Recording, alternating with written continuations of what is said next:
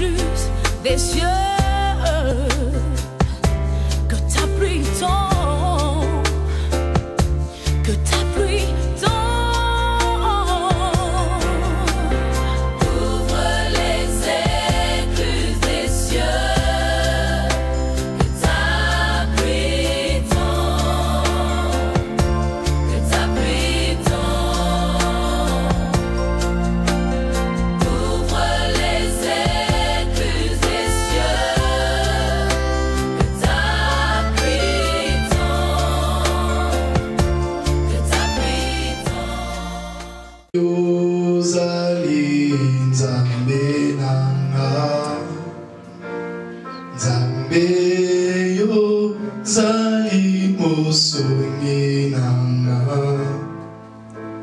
naye kofukamela yo Nzambe, lokumu kembo na yo poete yozali Nzambe,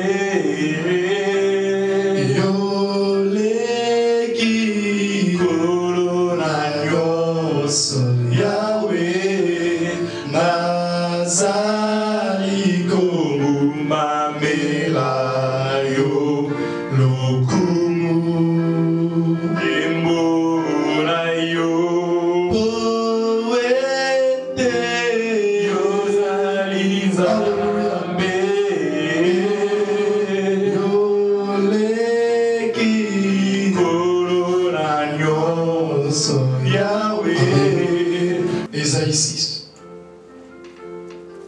Alléluia.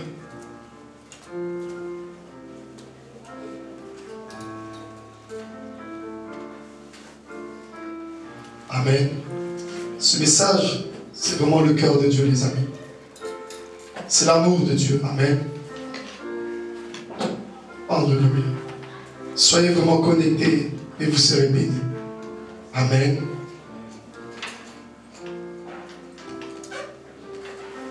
Verset 1. L'année de la mort du roi Osias, je vis le Seigneur assis sur un trône très élevé, et les pans de sa robe remplissaient le temple.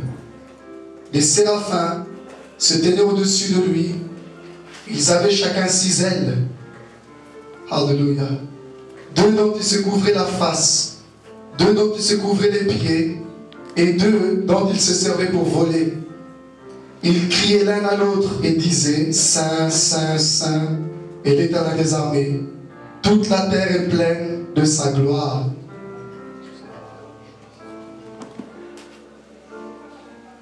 Verset 5. Verset 4. Les portes furent ébranlées dans leur fondement par la voix qui retentissait, et la maison se remplit de fumée. Alors je dis: malheur à moi, je suis perdu, car je suis un homme dont les lèvres sont impures. J'habite au milieu d'un peuple dont les lèvres sont impures, et mes yeux ont vu le roi, l'Éternel des armées. Mais l'un des séraphins vola vers moi, tenant à la main une pierre ardente, qu'il avait prise sur l'autel avec des pincettes. Il en toucha ma bouche et dit: ceci a touché tes lèvres, ton iniquité est expiée et enlevée. Alléluia. Alléluia. Il a touché mes lèvres et il dit: ton iniquité est enlevée et ton péché expié. Verset 8. J'entendis la voix du Seigneur disant: qui enverrai-je et qui marchera pour nous? Je répondis: me voici, envoie-moi. Il dit alors: va et dis à ce peuple, vous entendrez et vous ne comprendrez point, vous verrez et vous ne saisirez point. 2 Chroniques. Alléluia, gloire à l'agneau. Chapitre 26, verset 16. 2 Chroniques, chapitre 26, verset 16. Mais lorsqu'il fut puissant, son cœur s'éleva pour le perdre. Verset 1. Tout le peuple de Juda prit Osias âgé de 16 ans, et l'établit roi à la place de son père Amasia. Verset 16. Mais lorsqu'il fut puissant, son cœur s'éleva pour le perdre. Il pécha contre l'Éternel son Dieu. Il entra dans le temple de l'Éternel pour brûler des parfums sur l'autel et des... Pardon. Pour brûler des parfums sur l'autel, des parfums. Le sacrificateur Azaria entra après lui avec 80 sacrificateurs de l'Éternel, hommes courageux, qui s'opposèrent au roi Osias et lui dirent: tu n'as pas le droit, Osias, d'offrir des parfums à l'Éternel. Ce droit appartient aux sacrificateurs, fils d'Aaron, qui ont été consacrés pour les offrir. Sors du sanctuaire, car tu commets un péché, et cela ne tournera pas à ton honneur devant l'Éternel Dieu. La colère s'empara d'Osias, qui tenait un encensoir à la main. Et comme il s'irritait contre les sacrificateurs, la lèpre éclata sur son front, en présence des sacrificateurs, dans la maison de l'Éternel, près de l'autel des parfums. Le souverain sacrificateur Azaria et tous les sacrificateurs portèrent les regards sur lui. Et voici, il avait la lèpre au front. Ils le mirent précipitamment dehors, et lui-même se hâta de sortir, parce que l'Éternel l'avait frappé. Le roi Osias fut lépreux jusqu'au jour de sa mort, et il demeura dans une maison écartée comme lépreux, car il fut exclu de la maison de l'Éternel. Et Jotham, son fils, était à la tête de la maison du roi et jugeait le peuple du pays. Le reste des actions d'Osias, les premières et les dernières, a été écrit par Ésaïe, fils d'Amoz, le prophète. Osias se coucha avec ses pères, et on l'enterra avec ses pères dans le champ de la sépulture des rois, car on disait: il est lépreux. Et Jotham, son fils, régna à sa place. Verset 16. Mais lorsqu'il fut puissant, son cœur s'éleva pour le perdre. Il pécha contre l'Éternel son Dieu. Il entra dans le temple de l'Éternel pour brûler des parfums sur l'autel, des parfums. Voilà le message. Ésaïe le prophète est invité dans la sainte présence de Dieu, l'Éternel, le Dieu des armées célestes. Alléluia. Ésaïe ne savait pas que Dieu allait venir le chercher. Ésaïe fut surpris. Ésaïe faisait son boulot sur terre. Il prophétisait. Il parlait au peuple. Il annonçait les choses à venir. Ésaïe a annoncé la gloire à venir dans le chapitre 2 de son livre. Il a parlé de la sainte montagne de Dieu. C'est le temps messianique. Il a parlé de la gloire à venir, que Christ allait venir rétablir Israël, rassembler Israël avec les nations. Ésaïe est un bon prophète. Ésaïe met le peuple en garde du péché. Ésaïe, dans le chapitre 4, va même parler de la vigne de l'Éternel. Que Dieu ne savait pas qu'Israël pouvait le trahir. Alléluia. Mais ce qui me touche, dans Ésaïe 6, ça commence ceci. L'année de la mort du roi Osias. L'année de la mort du roi Osias. Ésaïe va écrire le livre. Il commence le chapitre 6 par un mauvais souvenir. La mort du roi Osias. Qu'est-ce qui s'est passé au temps du roi Osias? Osias fut puissant. Osias fut élevé par Dieu. Dans 2 Chroniques 26, verset 16, on dit: mais lorsqu'il fut puissant, son cœur s'éleva pour le perdre. Il a péché. Il est devenu arrogant et orgueilleux. Il le fait où? Dans le temple de Dieu, dans la maison de Dieu, dans la présence de Dieu. Il va offrir un sacrifice. Les sacrificateurs l'empêchent. Il dit à 80: ne Dieu passa à Osias. Parce qu'en Israël, quand bien même tu es le roi, mais tu as une seule fonction à faire. Diriger le peuple selon la loi de Dieu, selon l'ordre de Dieu, par les prophéties des prophètes. Osias, en ce temps-là, avait pour prophète à ses côtés Ésaïe. Ils étaient même, lorsqu'on lit les apocryphes, de la même famille. Le père d'Osias était le frère du père du prophète. Ésaïe avait donc le sang royal. Qu'est-ce qui va se passer? En Israël, seul, le sacrificateur qui est le pasteur, le berger, a le droit de se tenir à l'autel et d'offrir le parfum, d'offrir le sacrifice à Dieu. Mais le roi, à cause de l'orgueil dans son cœur, à cause de l'arrogance, parce qu'il a été élevé par Dieu, il s'est dit maintenant je peux tout faire. Il va pécher. Il entre dans le temple et Dieu va le frapper dans la lèpre à l'immédiat. Voilà l'histoire d'Osias. Retournons maintenant dans Ésaïe 6, on reste là. Maintenant Ésaïe dans le verset 1. Je vis le Seigneur sur un trône très élevé, et les pans de sa robe remplissaient le temple. Des séraphins se tenaient au-dessus de lui. Ils avaient chacun 6 ailes. 2 dont ils se couvraient la face, 2 dont ils se couvraient les pieds, et 2 dont ils se couvraient. Ils se servaient pour voler. Ils criaient l'un à l'autre, disaient: Saint, Saint, Saint, l'Éternel des armées, toute la terre est pleine de sa gloire. Les portes furent ébranlées dans leur fondement par la voix qui retentissait. Ah, la maison se remplit de fumée. Alors je dis: malheur à moi, car mes lèvres sont impures. Je viens d'un peuple dont les lèvres sont impures. Ésaïe souffre. Ésaïe a un problème. Ésaïe pense à la mort du roi Osias. Dieu l'a frappé dans le temple parce qu'Osias a péché. Ésaïe, il est dans le péché. Il se retrouve où? Dans le temple de Dieu au ciel. Il a peur que ce qui est arrivé à Osias lui arrive aussi. Ésaïe a peur d'être frappé par Dieu. Il reconnaît son péché. Osias est dans le temple. Il a péché. Dieu le frappe. Ésaïe vit dans le péché. Il se retrouve dans le temple. Et il dit: malheur à moi.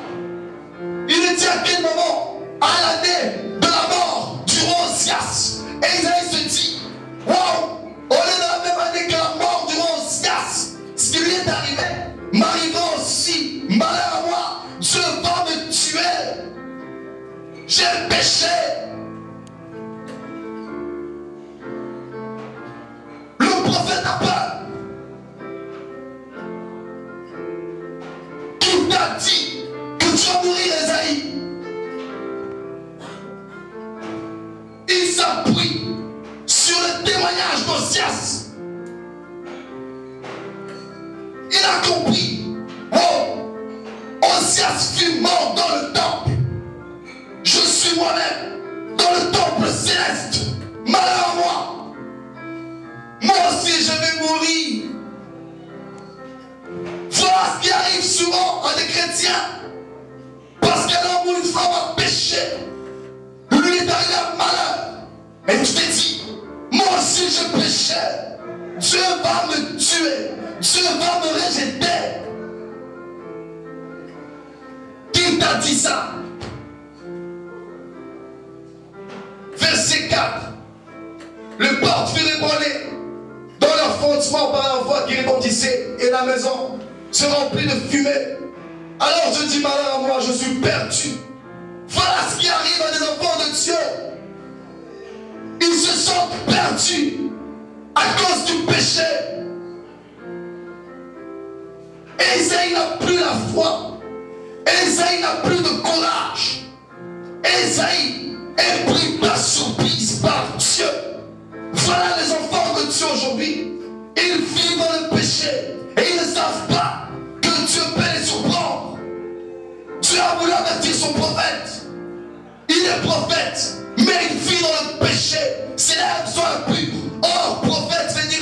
de Dieu. Un prophète doit avoir des lèvres pures. L'onction coule sur sa tête. Il dit, malheur à moi. Ça veut dire, c'est trop tard. Je suis devant la face de Dieu. Je suis devant sa présence. Je suis perdu. Il n'y a plus de temps pour moi de revenir en arrière et de me repentir. Et Isaïe ne comprenait pas ce qui se passait. Tout ce qu'il a dans la tête, c'est la mort du roi Osias. La même chose avec Adam. Adam vient de pécher. Il ne pense pas à Dieu. La seule chose qu'il a en tête, je suis nu. Il voit sa nudité. Il voit son péché.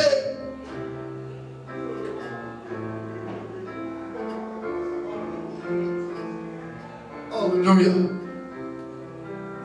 C'est des choses qui arrivent. Tu viens de pécher.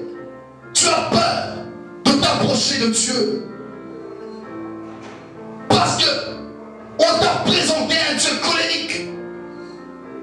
On t'a présenté dans l'église un Dieu qui te tuera si tu pêches. Voilà Esaïe, il ne comprend pas Dieu. Il se dit, si Dieu a tué un roi, malheureusement moi aussi je vais mourir. Esaïe a des préjugés sur Dieu. Esaïe ne comprend pas Dieu. Esaïe ne réalise pas pourquoi il est au ciel. Il ne sait pas ce qu'il fait au ciel. Il ne s'y attendait pas. D'un coup, Dieu prend un esprit. Il se retrouve là devant Dieu. Il va sur un trône élevé. Il voit la sainteté autour de lui. Il entend des anges qui sont saints et qui disent à Dieu, tu es saint. Et il comprend. Malheureusement, je suis perdu. Et qu'est-ce qui va se passer? Alléluia. Verset 7. 6 d'abord. Mais l'un des serveurs vola vers moi, tenant à la main une pierre ardente qu'il avait prise sur l'autel avec des pincettes. Il en toucha ma bouche et dit, ceci a touché tes lèvres, ton iniquité est enlevée et ton péché expié. Mais un ange vola vers moi avec une pierre qu'il a pris sur l'autel.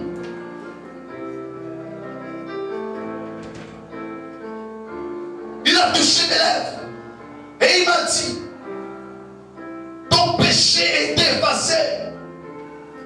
Dieu l'a pardonné. Esaïe n'a pas prié. Esaïe s'est pas repenti. Il dit, malheur à moi. Esaïe se condamne lui-même. Quand tu pêches, tu te condamnes toi-même. Adam s'est condamné lui-même en disant, je suis nu, je vais me cacher dans le buisson. Dieu ne lui a jamais dit, Adam, tu es nu, hors de ma vue. Amen, alléluia. Quand tu pêches, pourquoi tu te condamnes toi-même? Esaïe, est-ce que moi, Dieu, je me suis approché de toi? Est-ce que je t'ai dit, Esaïe, tu es censé être prophète, tu es censé être ma bouche, pourquoi as-tu encore le péché en toi? Cela veut dire, Dieu a remarqué que Esaïe avait un problème, malgré qu'il était prophète. Du chapitre 1 jusqu'à 5, il péchait toujours, mais Dieu ne l'a pas tué. Amen. Dieu ne l'a pas tué. Amen, alléluia. Dieu ne l'a pas condamné. Amen. Il s'est condamné lui-même. Mon frère, ma soeur, j'ai une bonne nouvelle. Tu as péché. Dieu ne te condamne pas. Alléluia. Dieu ne te juge pas. Amen. Dieu ne t'invite pas dans sa présence pour te dire, oh, tu es horrible, oh, tu es moche, oh, tu as péché contre moi. Ça, ce sont les hommes qui font ça. Tu es tombé avec un homme, tu es tombé avec une femme, tu es sorcier, tu es ceci et cela. Si Dieu a fait appel à Esaïe dans le ciel. C'était pour le transformer. C'était pas pour le condamner. C'était pas pour le tuer comme Osias. Arrête de regarder les hommes. Enlève tes yeux sur Osias. Honte de ta pensée. La mort d'Osias. Tu es au ciel. Et la Bible dit, approchez-vous avec assurance du trône des grâces pour obtenir grâce et miséricorde afin d'être secouru dans vos besoins. Amen. Dieu l'a amené devant le trône de grâce. Le trône de Dieu ne s'appelle pas le trône du jugement. Le trône de Dieu ne s'appelle pas le trône de la condamnation. Osias était mort parce qu'il était sur la terre.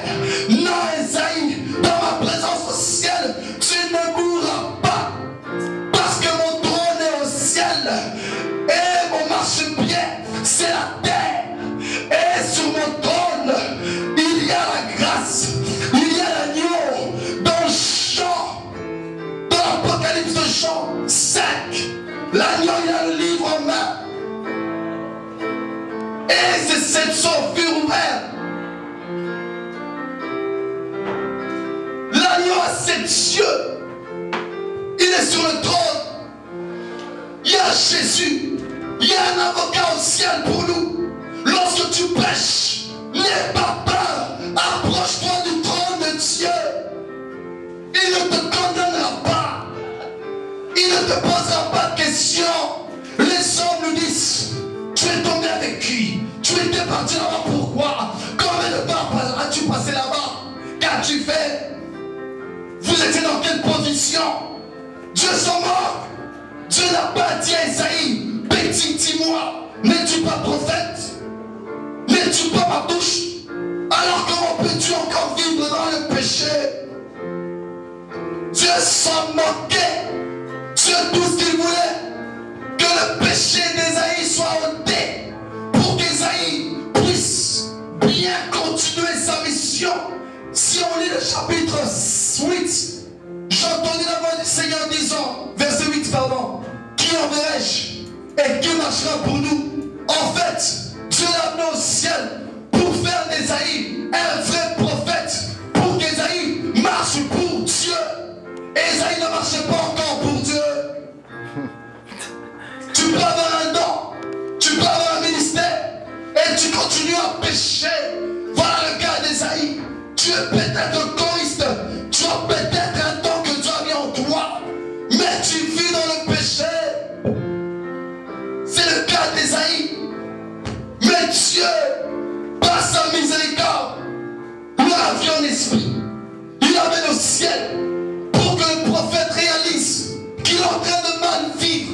Pour que le prophète réalise que sans Dieu, sans le pardon de Dieu, il ne pourra pas continuer sa mission. Il ne pourra pas vivre.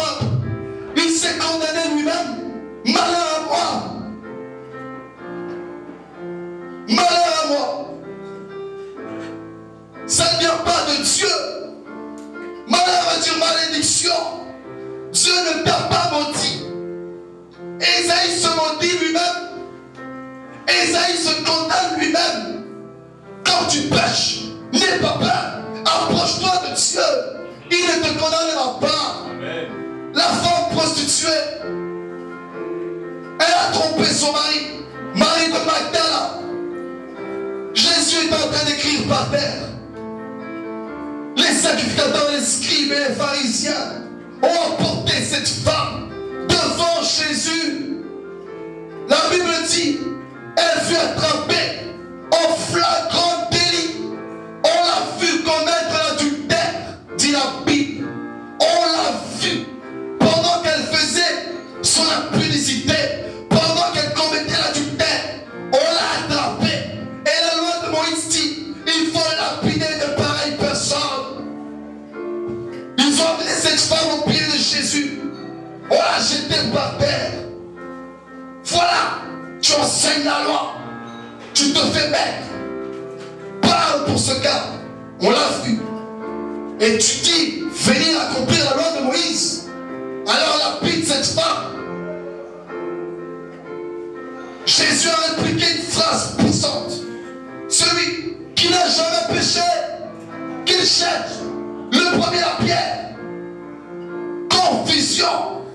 Ils sont partis. Du plus grand jusqu'au plus petit. La femme, elle est restée là seule. Mes amis, Jésus n'a pas questionné. Jésus ne lui a pas dit, bon, dis-moi femme, qui est cet homme? Comment s'appelle ton mari? Pourquoi l'as-tu trompé? Jésus s'en moquait. Jésus lui a dit, femme, ceux qui t'ont condamné, où sont-ils? Sont-ils partis?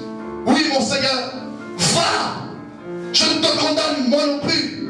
Pas. Mais les hommes de aujourd'hui, ils vont te faire asseoir. Ils vont t'enseigner. Alors que Christ est en train d'écrire par terre. C'est l'image de l'enseignant. Il pourrait enseigner la femme. Leçon numéro 1. On ne sort pas avec un homme d'autrui. Leçon numéro 2. On ne trompe pas son mari. Leçon numéro 2. Mais de l'homme, non. Il lui a fait confiance. Va, ne pêche plus. Dieu te fait confiance. Il sait, tu peux y arriver. Tu peux t'en sortir. Dieu n'a pas de préjugés. Amen, alléluia. Dieu n'a pas dit à Esaïe, mon bonhomme, tu prêches. Et tu oses venir au ciel. Tu oses encore dire, me voici, envoie-moi. Alors que tu viens de pécher. Et Esaïe n'a même pas fait 30 secondes au ciel. À peine son péché est effacé. À peine Esaïe réclame un ministère. Il réclame une promotion. Me voici, envoie-moi. Dieu ne l'a pas repoussé.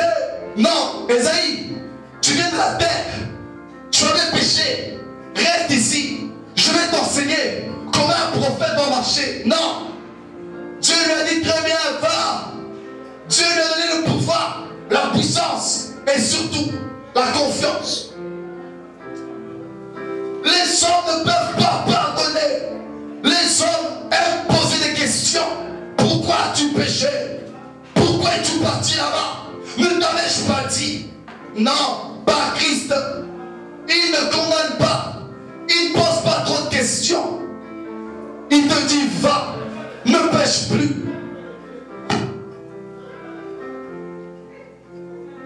Dieu n'a pas condamné Esaïe.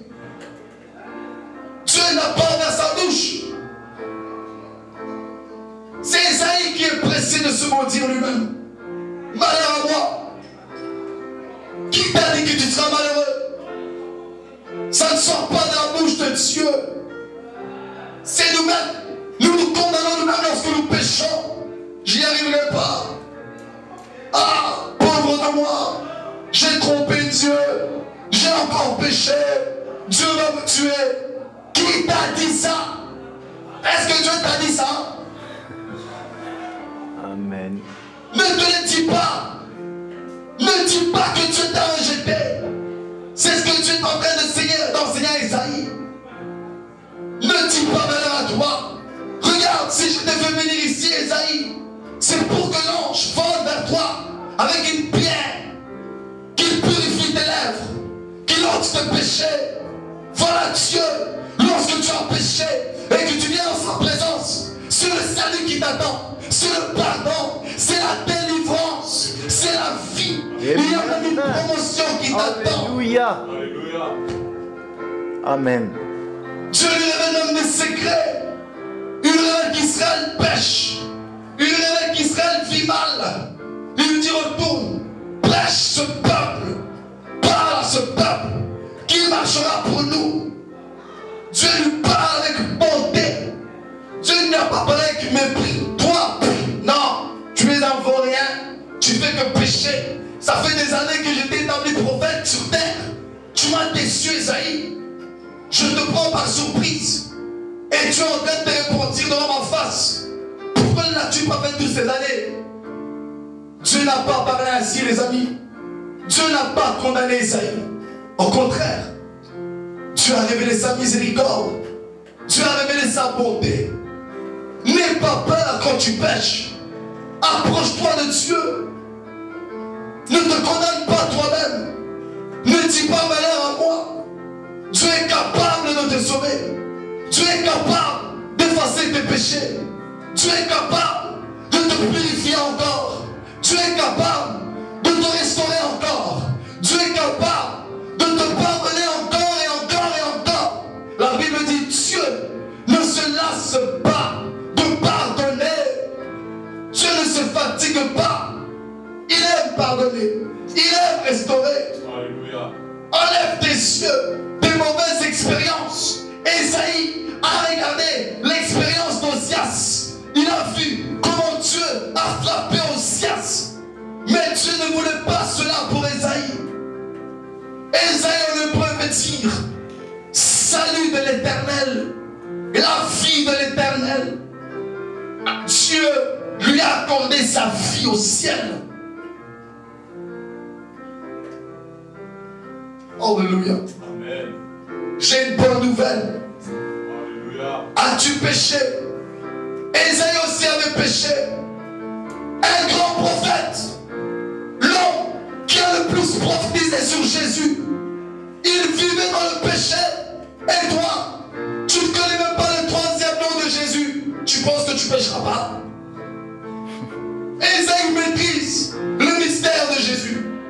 Ésaïe maîtrise la vie de Jésus. Mais il a péché. Et toi et moi, nous ne savons même pas en quelle année Jésus est né. Mais Ésaïe savait ces choses. Si nous savons que Jésus s'appelle Emmanuel, c'est parce qu'Ésaïe avait prophétisé. Il est dans la Bible. Nous, on n'est pas dans la Bible. Mais cet homme-là, il vivait dans le péché. Dieu a révélé son amour. Dieu a révélé sa bonté. Il le fera aussi avec toi. Il le fera aussi pour toi. Ça, c'est l'Ancien Testament. Mais nous sommes dans la Nouvelle Alliance. Nous, ce n'est plus les anges, les séraphins qui volent vers nous. C'est Jésus lui-même. Il est venu sur terre. Alléluia. La parole personnifiée. Dieu devenu homme. Lui-même a quitté le ciel. Il a volé lui-même. Il était à la croix. Amen. Pour toi. Amen. Ésaïe a juste rencontré un ange. Mais nous, les amis, nous avons plus qu'un ange. Nous avons plus que les séraphins. Nous avons Jésus. Nous avons le sang de Jésus. Amen, amen, amen. Alléluia. Amen. Un séraphin n'est pas mort à la croix. Mais le séraphin a fait expier le péché du prophète. Mon ami, laisse-moi te dire. Toi, tu as Jésus. Jésus veut dire Dieu sauve les hommes du péché. Jésus ne veut pas dire Dieu condamne les hommes du péché. Un verset simple dit ceci: Dieu a tant aimé le monde qu'il a donné son Fils, afin que quiconque croit en lui soit sauvé et ne périsse point. Mais les amis, le monde que Dieu a aimé, c'était des criminels, c'était des méchants, des mauvais, des pécheurs, des pédophiles, des drogués, des criminels, des homosexuels. Dieu nous a aimés alors que nous étions des pécheurs. Il nous a aimés, il nous a pardonnés. À quand même plus forte raison, ne pardonneras-tu pas encore maintenant que nous sommes enfants de Dieu, enfants du royaume? Ne t'inquiète pas, Dieu peut effacer tes péchés. Parce qu'il t'aime, parce qu'il a quitté le ciel, il est descendu pour toi. Il n'a pas envoyé un ange comme avec Ésaïe. Il s'est envoyé lui-même pour toi. Oui, Dieu peut effacer tes péchés. Oui, Dieu peut te restaurer. Oui, Dieu peut encore et encore et encore te sauver. Tout ce que tu as fait, retrouve-toi dans sa présence. On va lire un verset, regardez. Matthieu.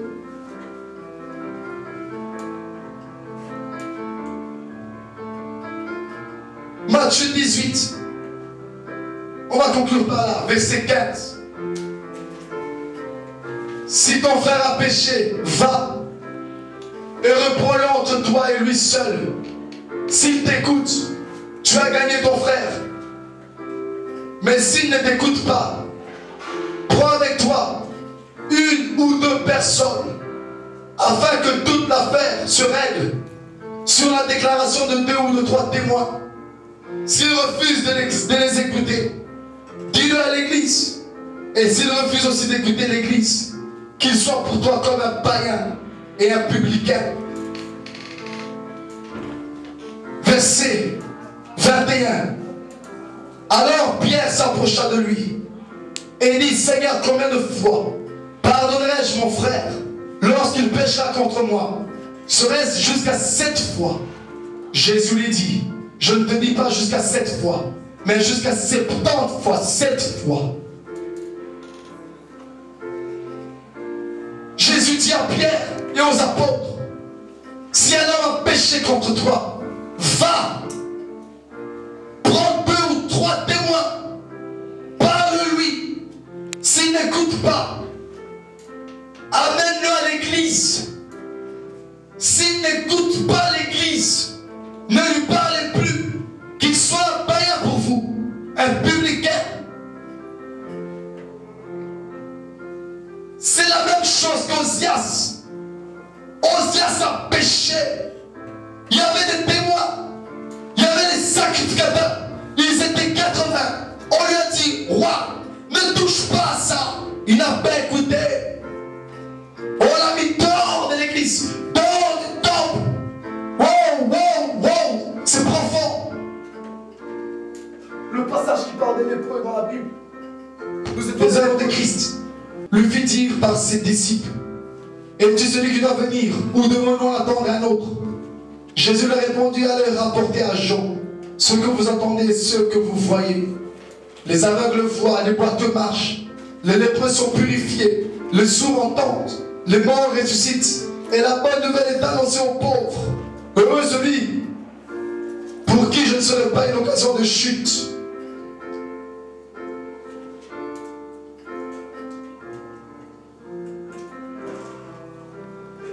Luc 17, verset 12.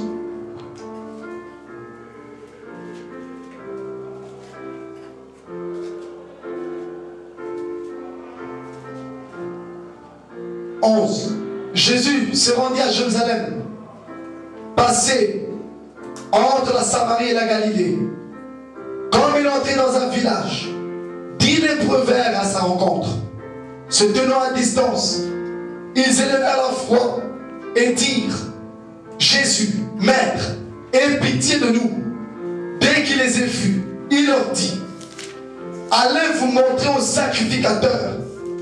Et pendant qu'ils y allaient, il arriva qu'ils furent guéris. L'un d'eux, se voyant guéri, revint sur ses pas, glorifiant Dieu à haute voix. Il tomba sur sa face aux pieds de Jésus et lui rendit grâce. C'était un Samaritain. Jésus, prenant la parole, dit, les 10 n'ont-ils pas été guéris? Et les 9 autres, où sont-ils? Nous est-il trouvé que cet étranger pour revenir et donner gloire à Dieu?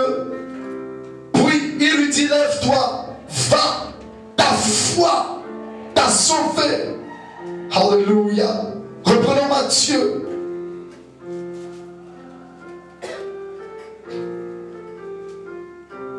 Matthieu 18. C'est profond. Les 10 lépreux sont venus auprès de Jésus. Christ les envoie où? Auprès des sacrificateurs. Les sacrificateurs se trouvent où? Dans le temple. Or, Ozias a péché dans le temple. Il fut frappé de la lèpre. Et les sacrificateurs étaient pressés de le mettre dehors. Et la Bible dit, lui-même, il se hâta de sortir du temple. Les 10 lépreux sont partis. Mais il y en a qui revient auprès de Jésus. Et Christ est étonné de voir qu'ils ne viennent pas à lui. Oh, profond. Alors que Christ mon Dieu les a envoyés dans le temple, il les a piégés. Le 9e a compris, faux, la guérison, le pardon, la purification, c'est pas dans le temple, c'est auprès de Jésus. Amen, amen, amen. Il s'est approché, Jésus lui a dit, tu es purifié, va, où sont les autres? Je suis étonné qu'ils n'ont pas compris cette sagesse de venir auprès de moi, de ne pas me fuir, de rester attaché à moi. Alors qu'Osias a péché, Dieu l'a frappé de la lèpre, il est chassé du temple. La Bible dit, il n'habitait plus à Jérusalem. Quand tu es lépreux, tu ne peux plus rester dans la présence de Dieu. Tu es banni d'Israël. Tu vis loin dans un village. Tu es vu comme un étranger en Israël. Alors Christ, dans Matthieu 17, 18 dit, verset 15, si un frère a péché contre toi, va, dis-le à l'église. Il ne veut pas changer, ne lui parlez plus. Mais dans le verset 21, alors Pierre s'approcha de lui et dit, Seigneur, combien de fois devrais-je pardonner à un homme s'il pêche contre moi? Christ lui dit, tu ne pardonneras pas 7 fois, tu pardonneras 70 fois 7 fois. Deux versets qui se ressemblent. Dans le verset 15, Christ dit, si vous allez, il n'y a pas de pardon. Mais Pierre a compris, comme le 9e lépreux, il s'approcha de Jésus. Si un homme pêche 7 fois contre moi, que dois-je faire? Pardonne. Le pardon se trouve auprès de Jésus. Quand tu t'approches, Pierre s'est approché.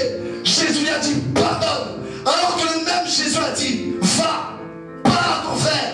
Il ne change pas après son péché. Ne lui parle plus.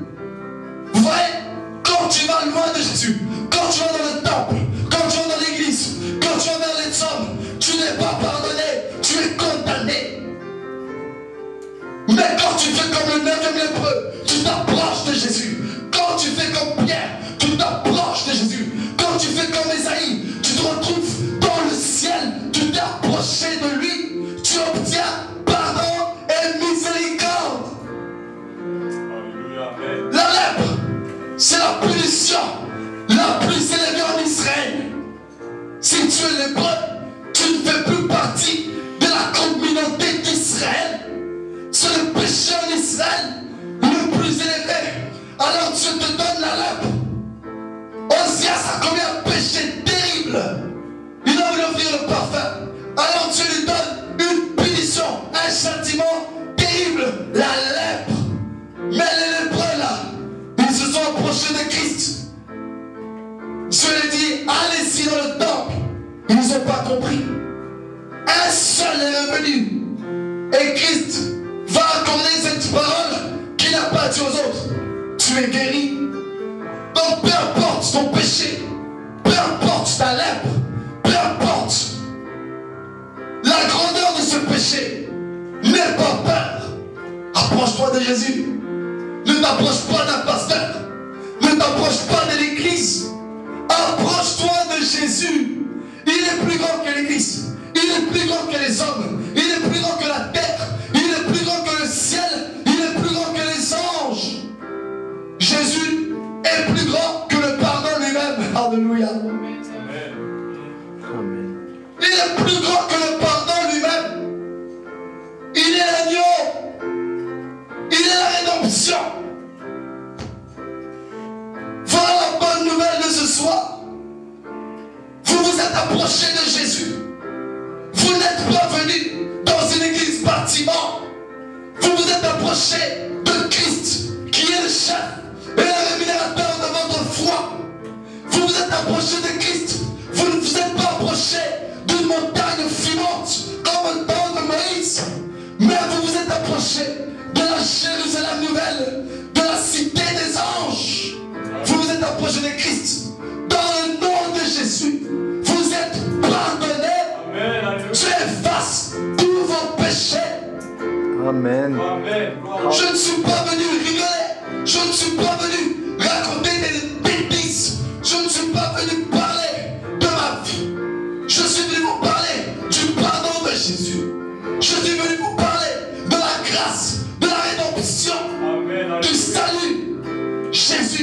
efface vos péchés.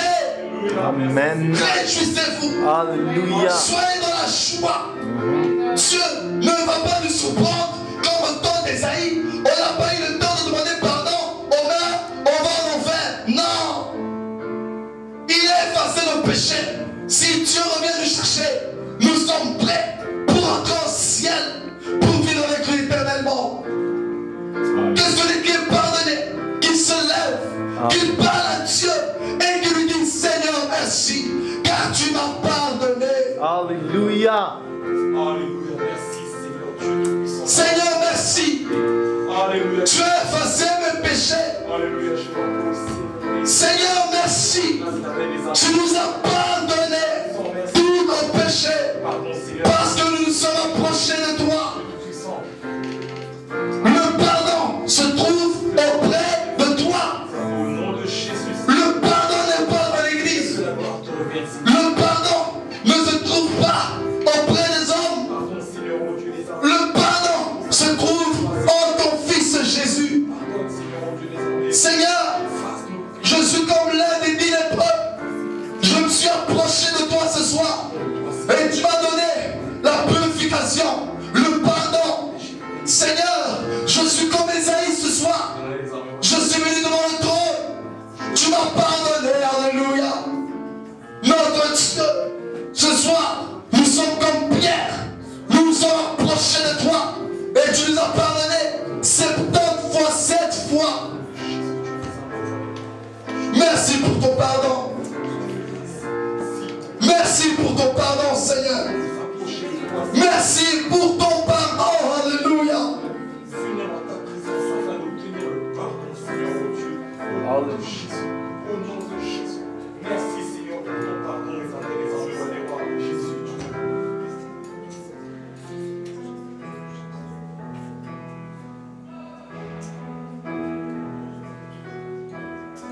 Alléluia.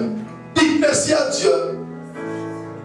Dieu vous a pardonné, c'est une grâce. Amen. Si vous mourrez, vous entrerez au ciel ce soir. Il vous a pardonné.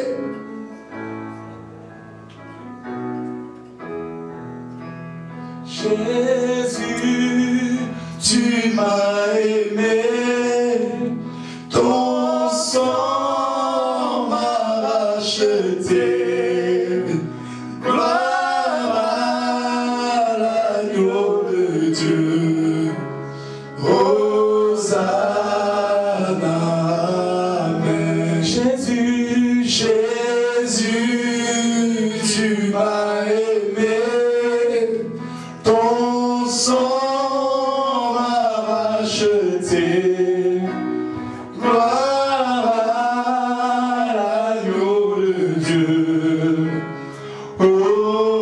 Hosanna, amen. Jésus, Jésus, tu m'as aimé. Ton sang m'a racheté. Je chante gloire, gloire à l'agneau de Dieu. Hosanna, affranchi, affranchi du péché. Jésus m'a libéré. Gloire à l'agneau de Dieu. Hosanna. Seigneur, toi tu ne viens pas de dire malheur à toi.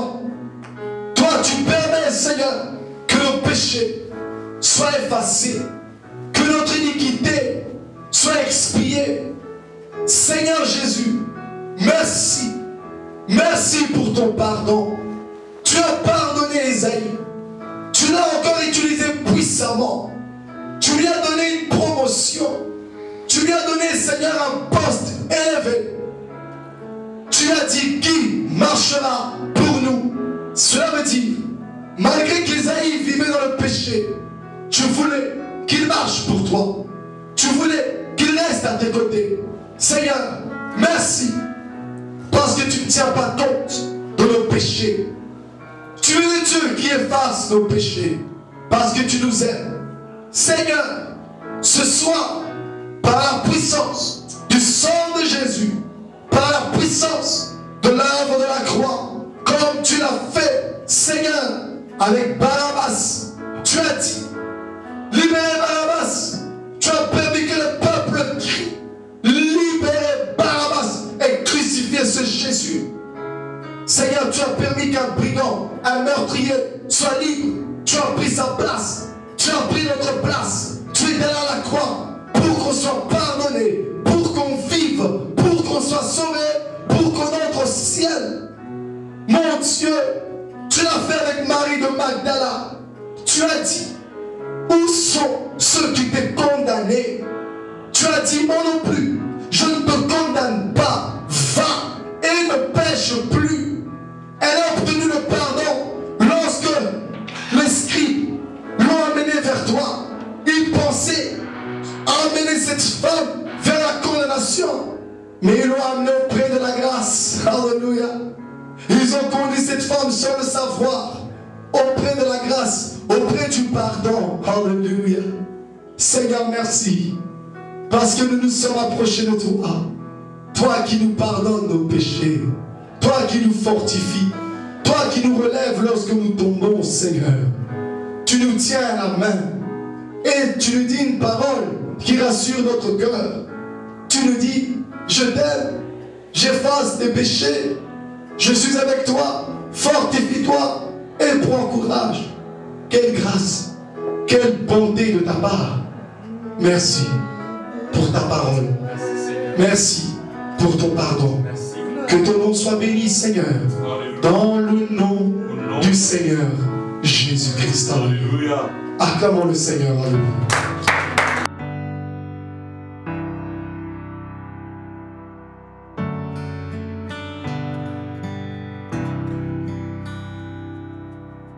Who could imagine a melody true enough to tell of your mercy? Who could imagine a harmony sweet enough to tell of your love? I see the heavens proclaiming you day after day, and I know in my heart that there must be a way to sing a greater song to you on the earth, to sing a greater song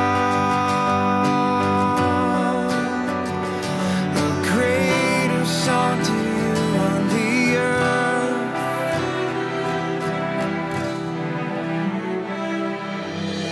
Who could imagine a symphony grand enough to tell of your glory?